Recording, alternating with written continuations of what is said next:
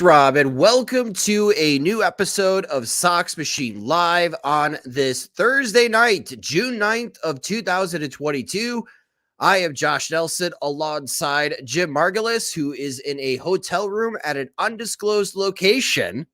Hello, Jim. I hope you are having a wonderful Thursday night. It's Washington, D.C. I can disclose it. I do want to mention, as I mentioned, Rob, it was Rob's birthday today. So happy birthday, Rob. I am hoping that you are having a fantastic day. Thank you to everything that you've done for us at Sox Machine. And I hope your day goes a lot better than the Chicago White Sox day at Guarantee Rate Field, as the White Sox lost another series. They complete the gauntlet. We did not have high expectations for this series for the Chicago White Sox against the Los Angeles Dodgers. However, after winning the first game of the series, thanks to outstanding pitching for Michael Kopech and very timely hitting, winning that game 4-0. And even though they lost game 2 by the score of 4-1, the White Sox were ahead again 4-0 as they were at the halfway point of Thursday's game. And then a collapse. And then incredible, questionable decision-making on Tony La Russa's part. And the Chicago White Sox lose 11-9. They are now 26-29 on the season. They're third place in the American League Central as they are trailing both Minnesota and Cleveland. And Jim, as far as this series and during his tenure with the White Sox, there have been many questionable calls. I know you are not one to push out hot takes, so I will do that for us. Okay. The Chicago White Sox need to fire Tony La Russa tonight. Not tomorrow, not next week, not if they're still below 500 at the end of the month. They need to fire Tony La Russa tonight. And I think what is the fireable, or I guess the decision that should make his firing complete, is a in-game situation with Bennett Sousa facing Trey Turner. Freddie Freeman is on first base. The score is 7-5.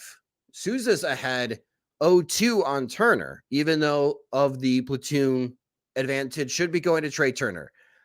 Sousa throws a wild pitch. Freeman advances to second base.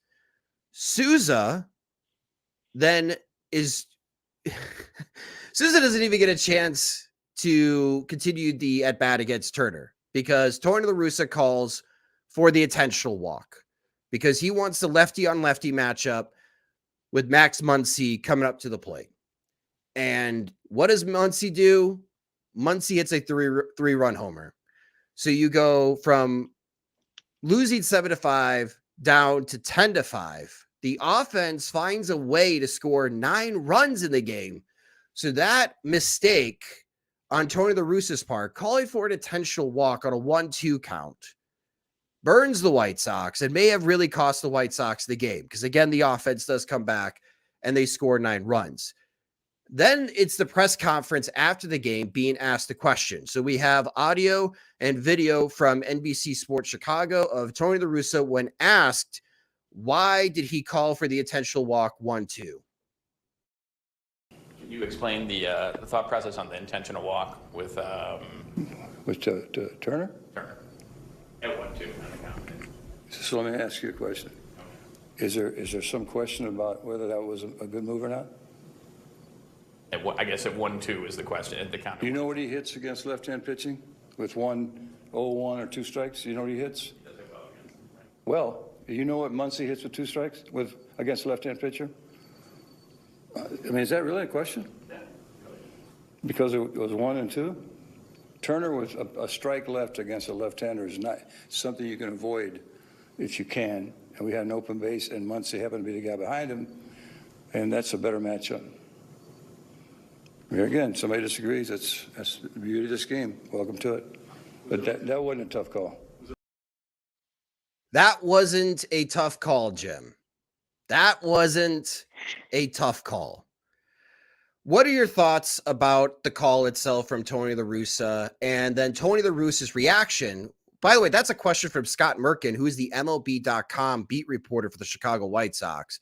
Scott's great at what he does, but he's usually not the one asking the pressing question. And I think he may have been a bit taken back on how defensive La Russa was. So, Jim, your thoughts about the decision La Russa made and then his post-game reaction being asked about that decision.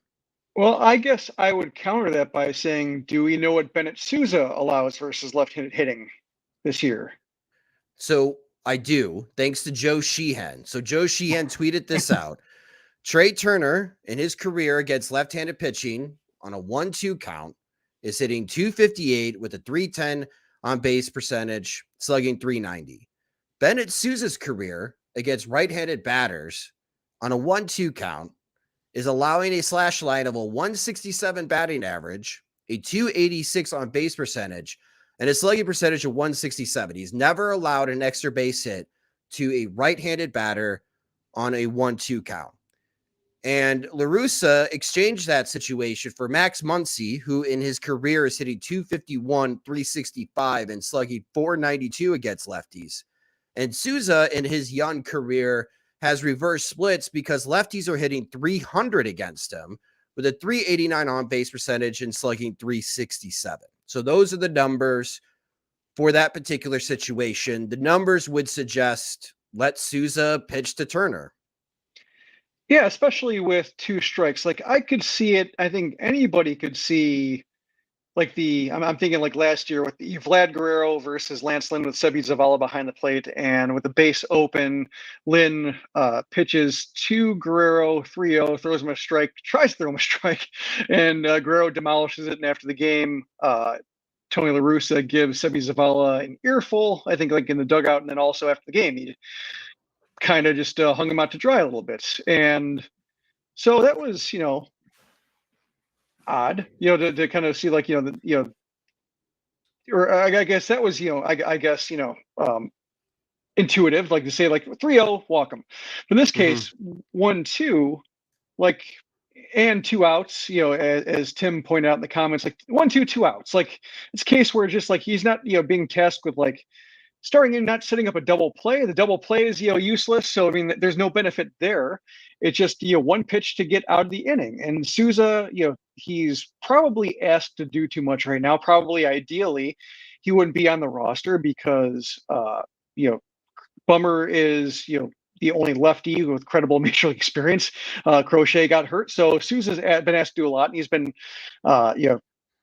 kind of treading water, trying to tread water. So I think, if he has a leg up on any hitter, I think you have to let him do it, unless it's like, it sets up a double play or some kind of strategic advantage. But now lefties are hitting .364 against him because Gavin Lux reached on the single to start the inning, so they went 2 for 2 that inning.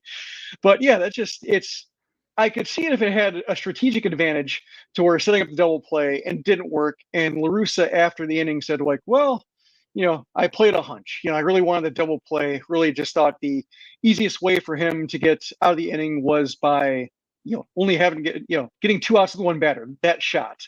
But because it didn't offer that advantage, and because Muncy homered it backfired so spectacularly, for La Russa to double down and say, like, what are you, idiots, for Right. not seeing it the way he did, for a guy who's like his entire team is underachieving. It's not his fault that the injuries are the injuries, and then some guys are having colossal underperformances, but just it is his record. It does go on his record. So to have the team struggling the way it is, struggling to score runs the way it is, and to make every kind of outburst from the offense count towards a win, it does magnify these decisions. So for him to act, all smug about it really inspires no confidence, because like, just, this is a case where, usually La Russa, or the way, when things leak out to the greater baseball Twitter that really doesn't have any stake in what the White Sox are doing, you usually do see like some kind of,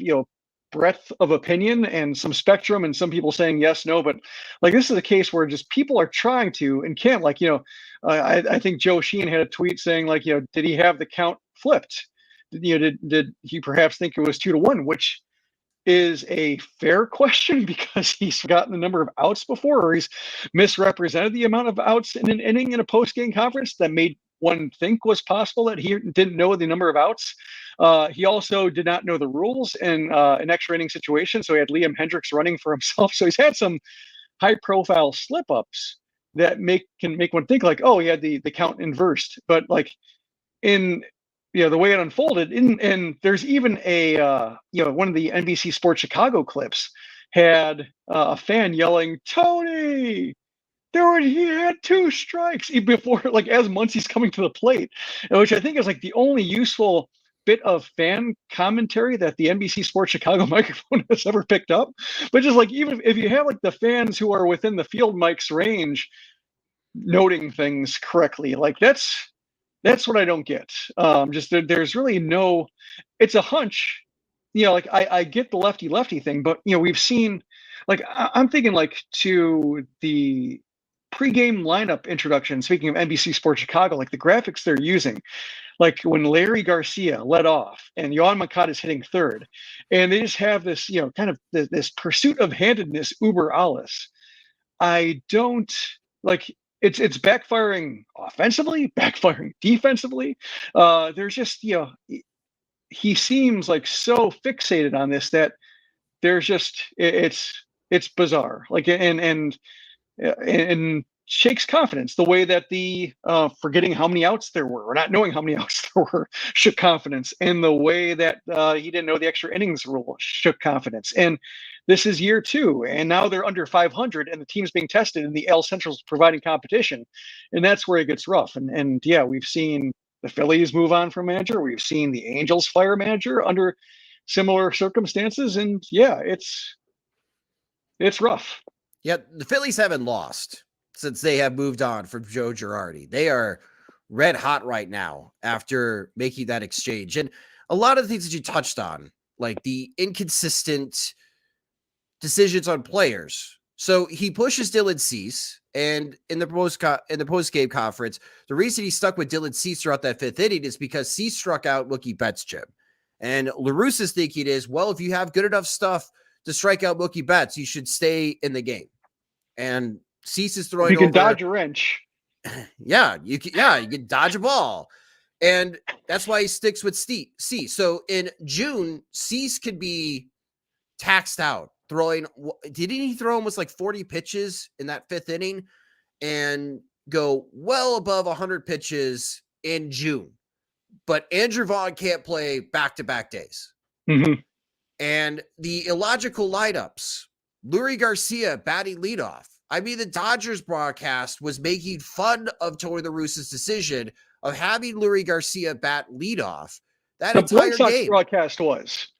Yes. You had to read between the lines. You had to understand, just exactly how Jason Benetti and Steve Stone will do it when Steve Stone's not on Twitter. Steve Stone on Twitter is a whole different animal from Steve Stone on the broadcast. But like, they were leaving plenty of room between the lines to show how much they disagreed with him every time he came to the plate.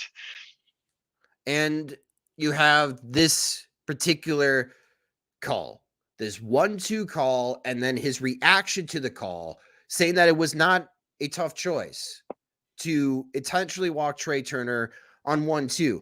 This has got so many layers to it. Like, someone needs to talk to Bennett Sousa, and maybe that's happening while we are live streaming this particular episode. But how does Bennett Sousa feel after getting ahead when he gets the ball back from Grandal and he goes back to the mound, and then he sees Turner giving his equipment to the ball boy because Turner is now being intentionally walked? You took the ball out of my hands, coach. Like, why did you do that? And then he throws a pitch on the outside corner and he watches Muncy hit a 3-run homer. Like, that's deflating. That's deflating. And then La Russa in the prior game says, well, there are things that I'm seeing, the observational analytics, which doesn't exist at all, from Lurie Garcia to suggest that he's having better at bats. And in that post-game conference, and I'm quoting Lurie Garcia, he admits he's feeling like shit at the plate. So you don't know how Lurie Garcia is feeling at the plate. You're just trying to pump him up and put him in a position. You're putting him in a position to fail. So you're taking the ball away from guys trying to succeed. And then you put guys in a position to fail, or you don't play Andrew Vaughn every single day. And the lineups, I don't want to get too much into it, Cease threw 45 pitches, by the way. Yeah, so he throws 45 pitches. If Dylan Cease's elbow barks up in 2 days, your season is done. Done. You're 26-29. This team is very underachieving, and the time is now. I think the time is now for Rick Hahn to fire Tony La Russa, because the way that La Russa just acted today post-game is identical to the way that Joe Madden was very defensive to the Angels beat reporters. That next morning, Joe Madden's fired. Now, the Angels still haven't won a game, and their season may be done. After starting 27-17, they have lost 14 straight games. They are having the 2016 White Sox season, except they fired their manager during the down spiral. The White Sox have the easiest schedule remaining in Major League Baseball. So while Rick Hahn can continue to go in front of the media before every homestand and say that I have a lot of confidence in this team to bounce back, I get why he's saying that, because on paper, you have the easiest schedule in Major League Baseball coming up. But Tony La Russa is not an asset. Tony La Russa is a hurdle. He's a hurdle for your job, Rick. You may have this master game plan on a whiteboard or in your head on how this team should be operating, despite the injuries. He's not doing it, because God forbid anyone on this planet questions his baseball acumen. And if that's how he feels to the beat reporters being asked a very fair question, how do you think he addresses that to Rick Hahn, who never played or never managed the game? And yeah, he's not an asset. He's not helping your team win. He's complicating and compounding the issues for your team. You have the easiest schedule remaining left. You fire Tony La Russa tonight. Yeah, we don't know what Miguel Cairo does, but I say, let's find out. Or if you want someone that does have some managerial experience, Joe McEwing has managed games here and there as he was Rick Renteria's bench coach. Let Joe McEwing give it a shot as the interim manager for the rest of the season. This is not working, and Tony La Russa should not be managing the White Sox anymore. But the deep down truth is, Jim, I don't know if Rick Hahn has the guts to make that move, because it is a gutsy move on his part to fire Jerry Reinsdorf's buddy and pretty much tell his boss, Jerry, yeah, I fired Tony because he's making us worse. Now what? It's not asking for permission. I guess it's somewhat asking for forgiveness, but not needing his forgiveness, because Jerry, we're 26-29 and we're underachieving. We need a shot in the arm. This is the move. Well, can he? Can he do that? That's the case where it's just like, I can see Rick saying, I fired La Russa, and like, no, you didn't. You're fired. The end. I can see that being the way it works out. That might be a blessing for Rick. Honestly, that might be a blessing for Rick.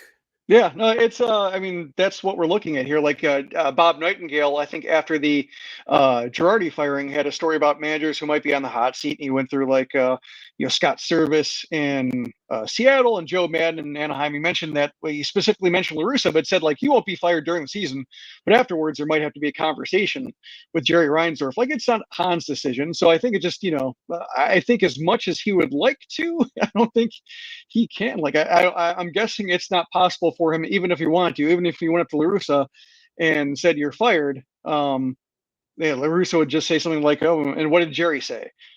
And that's what he's waiting for. So I mean, like, that's why I can't really be, like, I agree with you. Like, I agree that like La Russa has really not added much. I think you could have made the argument last year that he did have some benefits in terms of just how much they had to work with, how many guys, randos they had to roll through, from Mercedes to Brian Goodwin, Jake Lamb. Like, he did a good job of rotating through a bunch of options when key injury struck, but also the Central is garbage. Like, the AL Central posed no challenge whatsoever. Once the luck ran out, they were kind of a 500 team, kind of mediocre, and they could afford to be it because they just had that kind of cushion. But this year they're being tested by the Twins, and right now they're not responding well to that test. So it's there's just, he's not really showing much right now.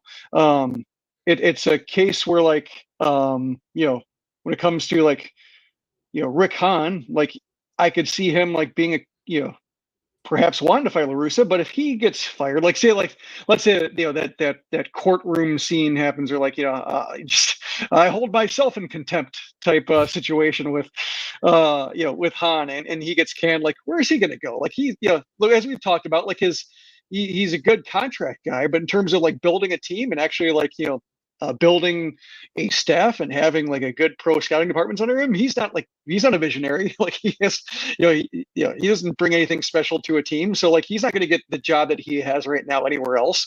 So like I think this is what it's come to, like this organizational stasis. Just with Williams being there forever, with Han being there forever, with everybody accepting Jerry Reinsdorf's meddling or preferences, no matter how much they get into uh, gum up the works of the team. Like, this is what it's brought. And like when the White Sox hired La Russa, I said that the line I keep coming back to is that like their managerial decisions work as well as they deserve to. Like Robin Ventura didn't deserve to work out well; it failed spectacularly. Rick Renteria was not a great choice, but at least credible for the stage they're at. He was fine. Now La Russa gets hired. Like, it could have been like I said, it's either going to be great or it's going to get ugly. And I think it's just because he's such a he's got the second most wins in history, so maybe it is something he can do at any age with any team. And fine. Like, I'm interested in seeing how that works. Just as a somebody who writes about baseball, it's interesting to see how strange decisions work out. Like, I like when the Rockies do weird stuff, because I want to see just how it works. So as a somebody who enjoys writing about it, and unusual things, like, sure, I don't condone it, but it's happening. So, all right, let's see what this does. But now that we're seeing what it does, like it's just this is where we're at, and this is where they deserve to be at if it does continue to be this much of a mess. We did get a comment. The White Sox are having a Sox charities event in which one of our someone in the YouTube comments mentioned that Tony La Russa is going to be interviewed by by Len Casper and Darren Jackson of the radio crew. And that's just, what an interesting event.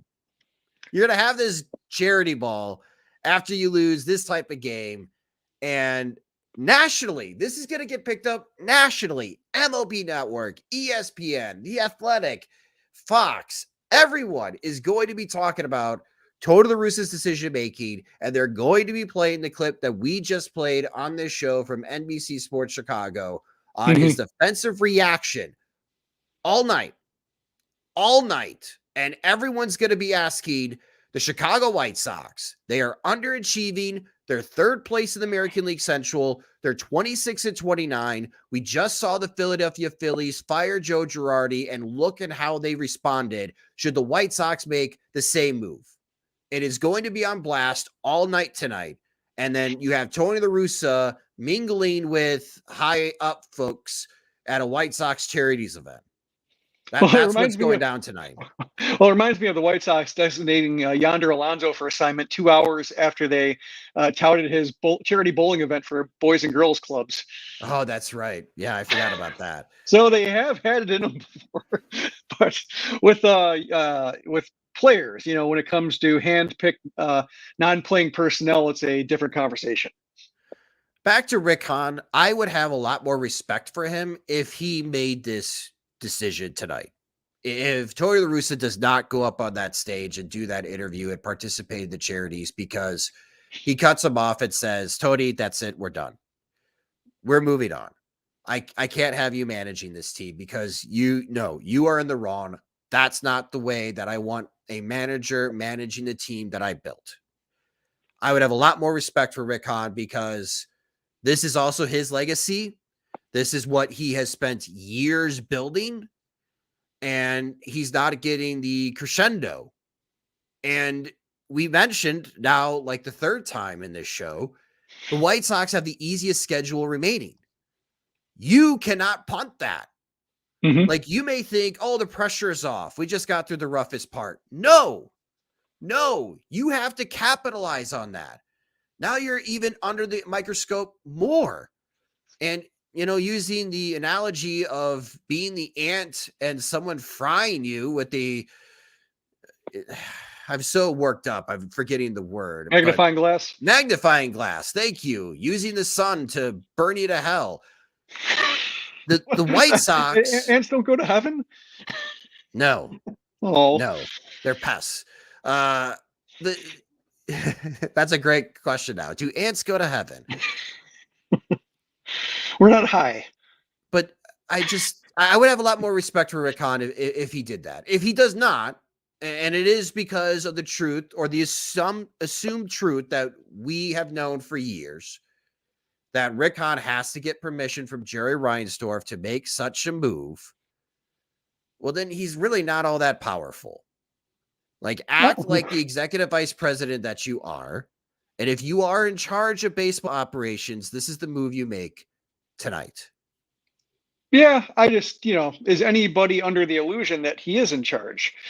Like when it comes to this specific decision, like this is maybe him. Well, I mean, like he's also trying to float the idea that Eloy Jimenez isn't injury prone.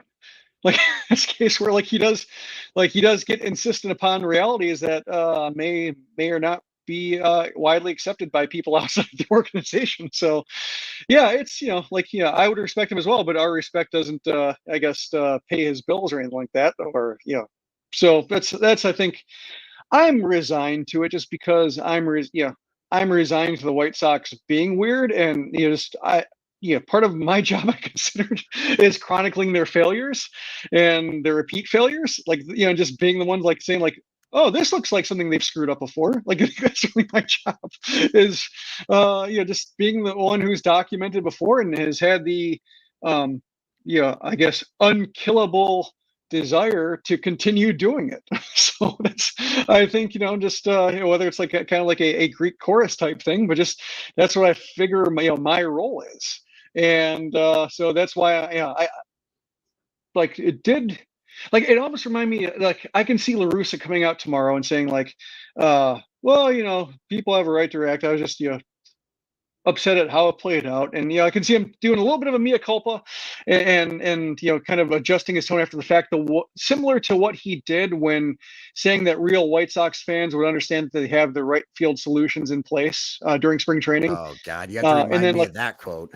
Yeah, and then the next day, he says oh, I didn't mean like that. I'm just, and then they go out and acquire AJ Pollock, and the whole thing is, his whole cover is blown anyway. But yeah, so I can imagine him, being encouraged by Reinsdorf, whoever, to come out and say something, adjust his tone, and then it goes back to wait till Lynn comes back, wait till Anderson comes back, wait till Jimenez comes back, wait till just on and on and on, and just kind of going about the business as though this never happened. The thing about it with the White Sox is that when someone comes back, someone else replaces them on the injured list. So while, yeah, we could all wait on, maybe they'll get healthy. No, they're not getting healthy. Someone else is going to replace them on the injured list. And in the comment section on our YouTube during the live stream, there's a lot of people rightfully pointing out that Rick Hahn is also to be blamed for this mess. Absolutely. Absolutely his. And I am not trying to give Rick Hahn any excuses. But the only real power move a general manager has in season when your team is failing as a CYA maneuver is fire the manager and see how the team reacts. Dave Dombrowski right now looks like a genius firing Joe Girardi.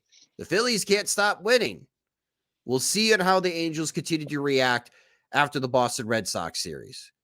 But for Rick Hahn, this is a pure political corporate move, and it's one that he's got to make because Tony is not making things better. He is making things worse.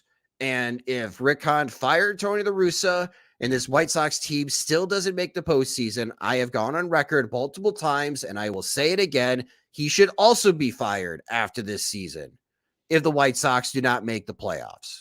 But we keep talking about sense of urgency. Everyone within the White Sox organization has talked about and also has shared their thoughts about embracing urgent moments. No, you are at a sense of urgency now after what happened on Thursday. Tony La Russa should not be managing the White Sox moving forward, but I've also resigned to the fact that he probably will for the rest of the season, and we'll see on how it goes. And if the White Sox keep stubbing their foot on the coffee table because La Russa is making questionable decisions with the lineup, or questionable personnel decisions, or questionable in-game decisions, we're going to just throw our hands up in the air and say, this is who he is. No one's learning within the White Sox.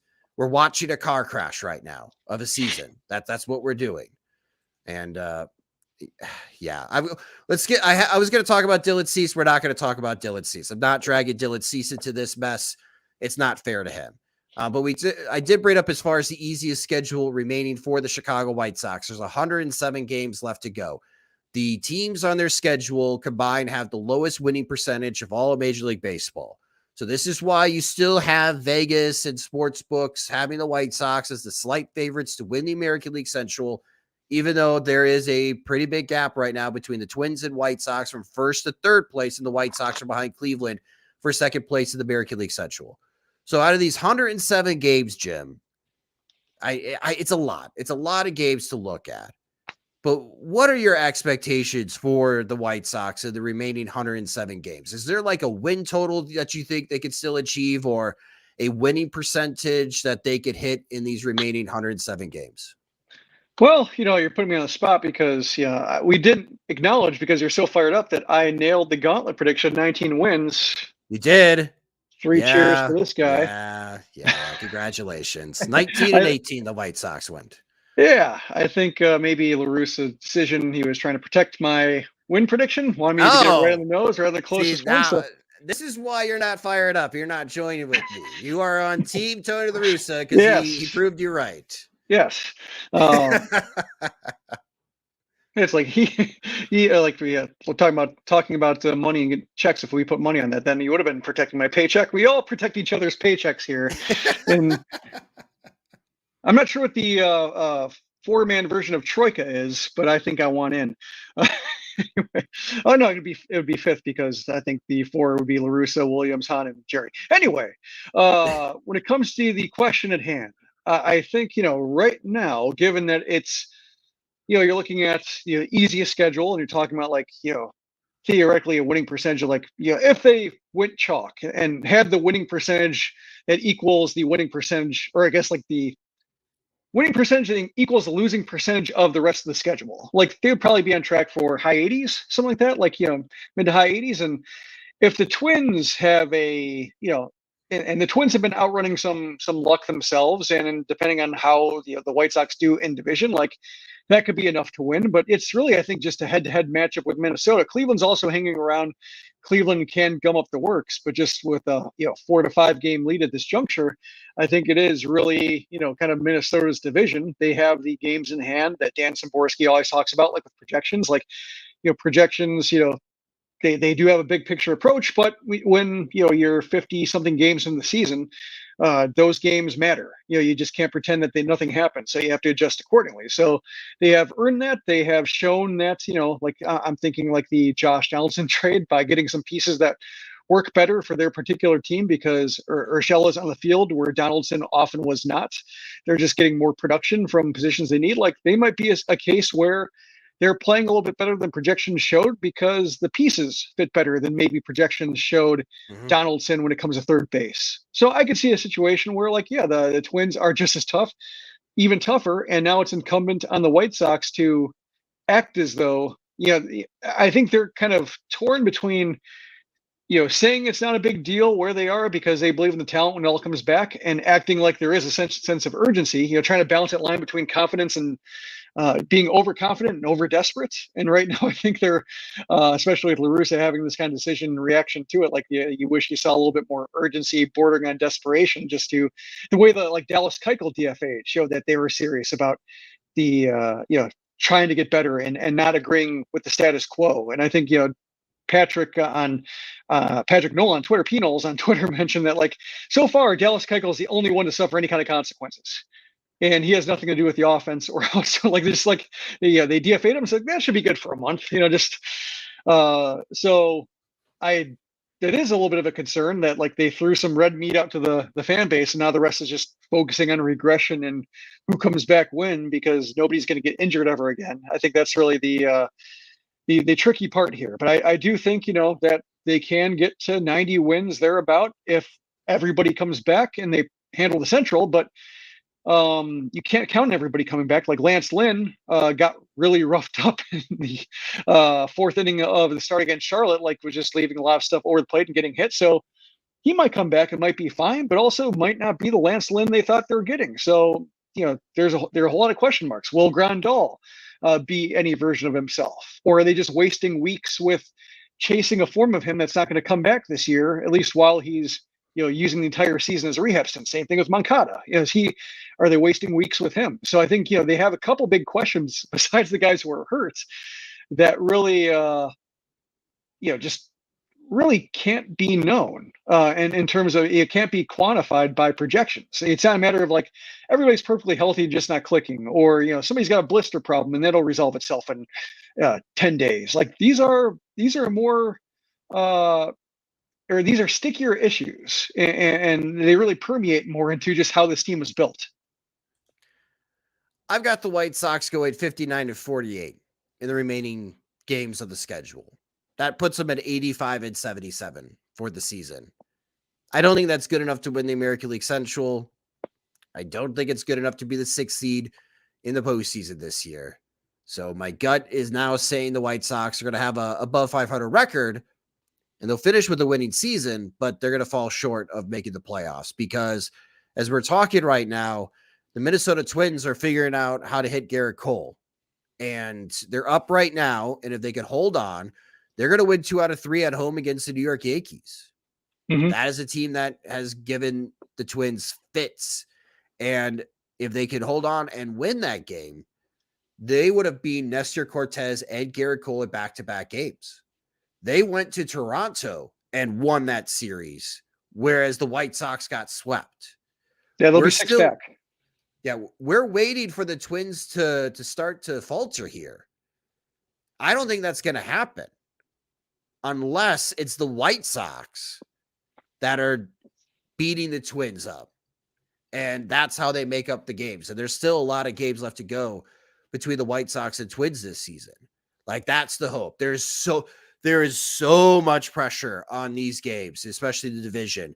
And especially when you look at the calendar in July, when the White Sox come home from San Francisco and all of those divisional series stack up, starting on 4th of July and through the All-Star break, key series against the Twins and the Guardians and the Tigers. They have to get hot. They have to win those series. There is no other option. There is not, we had a bad week. No, you can't. You already had your bad week. You can't afford any more bad weeks this season.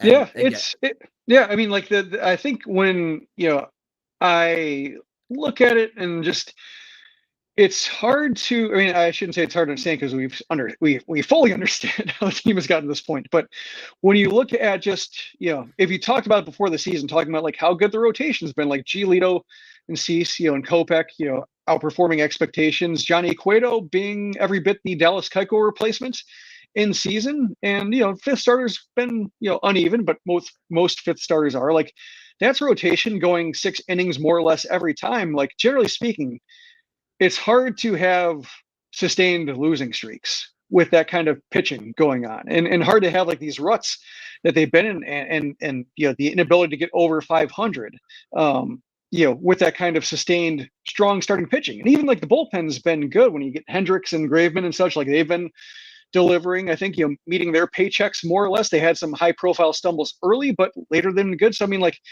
the pitching is sound. And it's all comes down to really their lineup against right-handed pitching.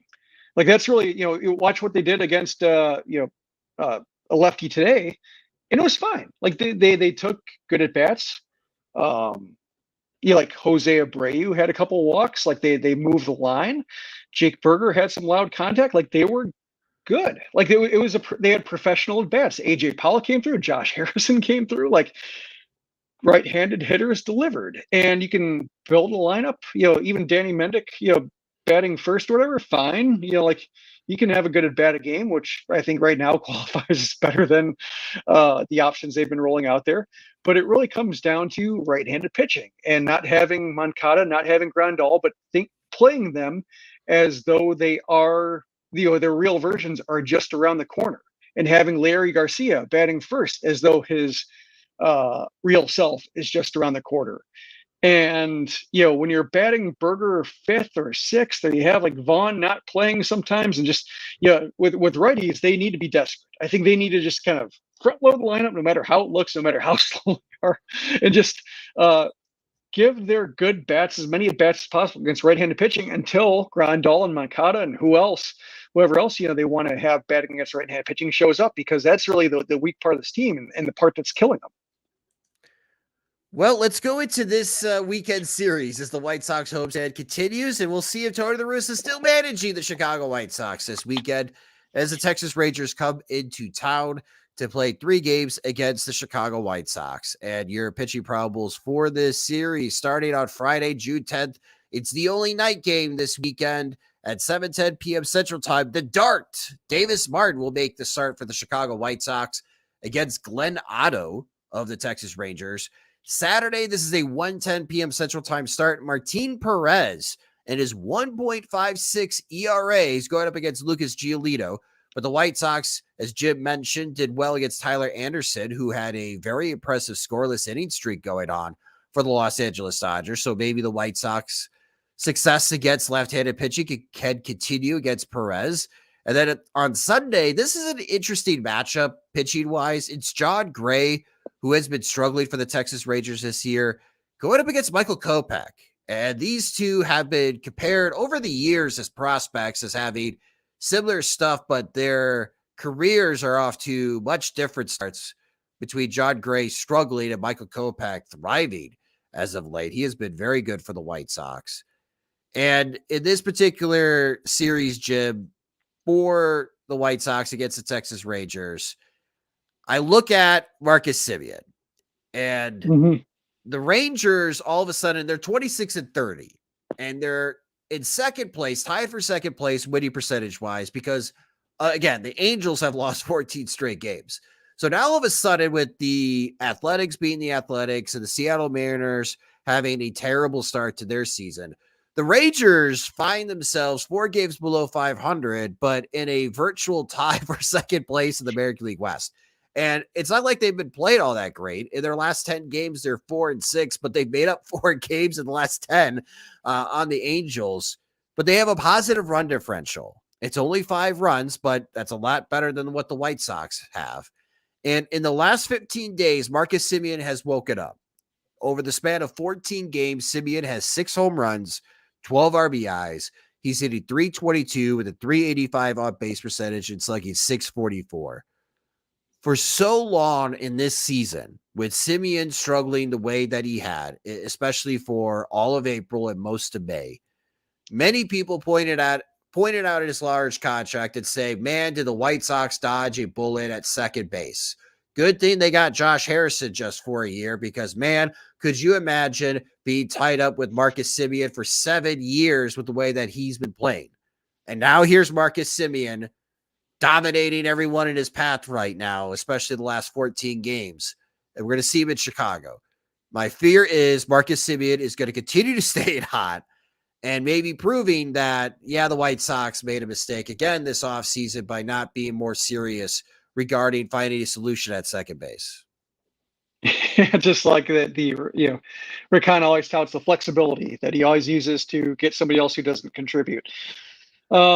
It's the Rangers are, I think they represent a couple different paths. One is the Semien, Corey Seager, path of just that one big contract to super solve a problem. Then you have like John Gray was a popular target among White Sox fans for either trading for him if he got the qualifying offer, or signing him without the qualifying offer, just because, kind of a buy low, see what Ethan Katz can do. And they went with Vince Velasquez instead. And, Gray has been, his usual self, I guess, puzzling and so I mean, no real missed opportunity there yet. But this seems like it should be an opportunity for the White Sox to start this streak, or start this roll against lesser opponents, because the Rangers are bottom 3 in walks. Like it's the Rangers, the Tigers, and the White Sox, bottom 3 in walks, or I should say White Sox, Tigers, and Rangers. Like that's, they hit homers, like they leave the park, but they don't build innings, just like the White Sox don't build innings. And their pitching is worse than the White Sox. So like this does seem like a good matchup, given that like the White Sox dig a lot of their holes with walks, just kind of doing it themselves, 2-out walks, especially bottom of the order, flipping the lineup over. So this should play into their strengths a little bit. But yeah, Semien, I think, we saw in the Oakland series, the wild card series in 2020, that he relishes playing against the White Sox, the team that traded him. I'm not sure if that was Chris Bassett seemed to have more of a hair up his butt about it. And so I don't know if like Semien and Josh Fegley kind of rode those emotions, just like, yeah, all right, let's psych each other up about this. This is fun because we're winning. I'm not sure. But Bassett seemed to be leading the charge in that. But Semien, he's done his damage and such, and he's enjoyed it. He savored it. He's taken the smiling photos of that group celebrating their win. So I can imagine him sticking to him. But I also mentioned this. I dropped this link in. It was a tweet in the PO Sox mailbag I just published, talking about how the ball had might have changed during mid-May. Just like all of a sudden, home runs have gone up. And I was looking at the Rangers home run totals from the last 30 days, and they have a bunch of guys who would be in contention for leading the White Sox in homers based on their home run total from the last 30 days. So basically, 1 month of Rangers home runs is good enough to be, among the team leaders for the White Sox in home runs. So that's one thing I'm on the lookout for: is the ball traveling more? Are the Rangers, finally, is the ball cooperating with the Rangers to kind of assist in the plans for the team they thought they were building over the winter? And if so, like, can the White Sox get in on that themselves? I think Jake Berger is showing a little bit of that in terms of like, there's the long ball, there's the loud contact, there's there's the just the exit velocity and launch angle being rewarded in very pleasing distances and strides. So like perhaps like it could be a little bit of a long ball contest, a little bit of home run derby, but that would be I guess a nice change of pace if we see more of these 9-run outbursts, but without giving up 11, and not without having a couple of Jake Berger errors and a Dylan Cease meltdown assisted by a really long leash from Tony La Russa, like just these kind of cascade mistakes that lead to the error we spent 25 minutes talking about at the top of the show. Yeah, it is kind of fascinating that on paper, the White Sox and Rangers are very similar teams, but it's the Rangers that no one had high expectations for coming into 2022. So for them being 26-30, they're a little bit happier with how things are going, especially with how the season started for the Texas Rangers. White Sox fans are not happy coming into this weekend. And we're starting to hear White Sox fans on the broadcast being very vocal and start booing. The White Sox have a below 500 record at home. If they do not win this series, Jim, against the Texas Rangers, I'm not going to be happy when we record the next Sox Machine podcast for Monday morning. They got to win this series. In a lot of ways, I think the White Sox have to sweep this series against the Texas Rangers. The White Sox are the better team. They are better than Texas. They got to prove it in all facets. In all facets. And if they lose this series against Texas, man, I mean, I don't know how much. It's not early anymore. You're now in the easier part of the schedule, and you're not taking advantage of it. That's going to be the theme. You have this opportunity. You're not taking advantage of it. April, you have 11 straight games against the American League Central. You can add a buffer between you and your rivals, and you fell flat in your face, and you lost 10 out of 11 games. You went through this gauntlet, and you guessed it, Jim. They went 19-18. So congrats, your toughest part of the schedule. You survived. You treaded water, but you're still below 500. And if you do not win this series against the Texas Rangers, you're going to be even deeper below 500.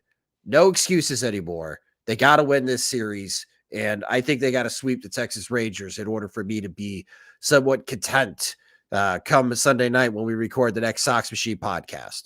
Yeah, that didn't help. Well, just I want to say one thing quickly. Like one thing I consider like a little bit of a frightening omen is that as the White Sox are about to embark on this stretch, Rick Hahn has to say that Eloy Jimenez's rehab stint will be interrupted because of leg soreness and has to be shut down. He has to start a brand new rehab stint. So I'm,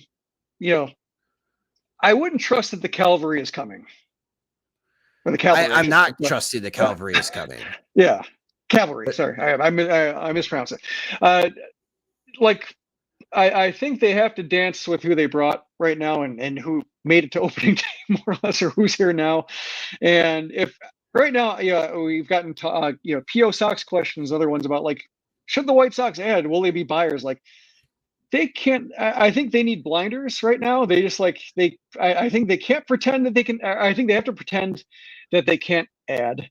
I think they have to pretend that they're past the deadline, basically, and just solve problems themselves, because they don't have the farm system to add meaningfully. They'd be getting lucky, I think, if they got an impact addition at the deadline based on who they have to deal, or it'd be a real desperate kind of trade where they're trading Colson Montgomery and just they're far away but top prospects for guys 1 year left, or other guys who other teams with deeper farm systems couldn't beat. So the way I look at it is they just have to pretend that they can't add. And so if they do need to bring up Gilbert Sanchez, or they do need to bring up Carlos Perez, and I send Yasmani Grandal to the IL, or if they do need to figure out how to get Jake Berger every day, or Andrew Vaughn as many games as possible, I think that's how they need to address this current current situation. They can't pretend that Jimenez is coming back. They can't pretend that Joe Kelly is coming back. They can't pretend that Makata is going to get better. They just have to pretend like the roster is the roster.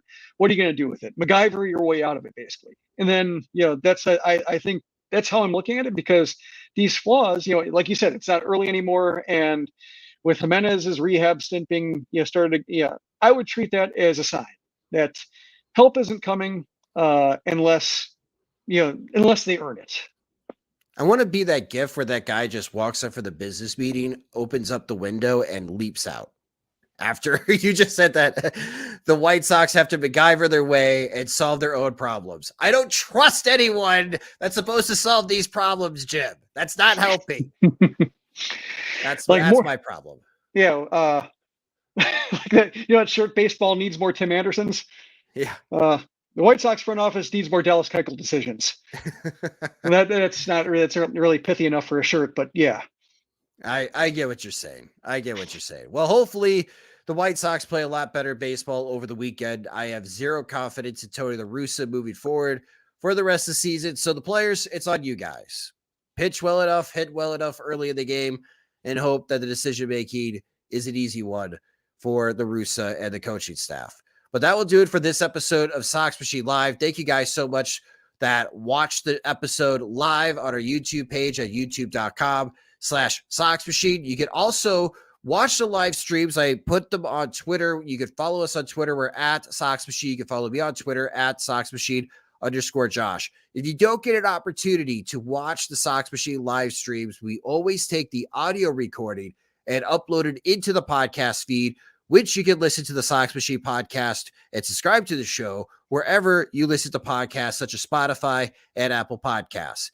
2 PSAs. One, we still have tickets available for our hashtag 1080 road trip in Minneapolis. Again, this is going to be held on Saturday, July 16th. The location is the North Loop Galley. It's $30 per person.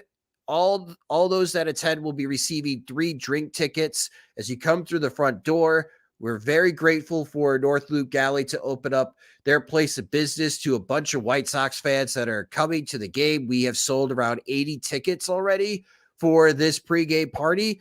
So if you are going to be in Minneapolis for this series, if you're going to be attending this White Sox Twins game and you want to hang out with us, again, go to soxmachine.com and purchase your hashtag 1080 road trip ticket for the Minneapolis pregame party. It's just $30 per person, and it comes with 3 drink tickets. If you have just discovered Sox Machine or been a longtime lurker of Sox Machine, you can help support us at patreon.com/Sox Machine, where our Patreon supporters get more. They get exclusive content, they get ad-free versions of the podcast website, and they are also the first ones to receive our new Sox Machine swag, like Jim's new t-shirt idea. If you ever come to fruition on that. You can sign up at patreon.com/Sox Machine, where monthly plans start at $2, and you can save with an annual subscription. Sox Machine Live is a production of SoxMachine.com, your home for all things Chicago White Sox baseball, and part of the Blue Wire Podcast Network. Alongside Jim Margulis, I'm Josh Nelson. Thanks for watching and listening.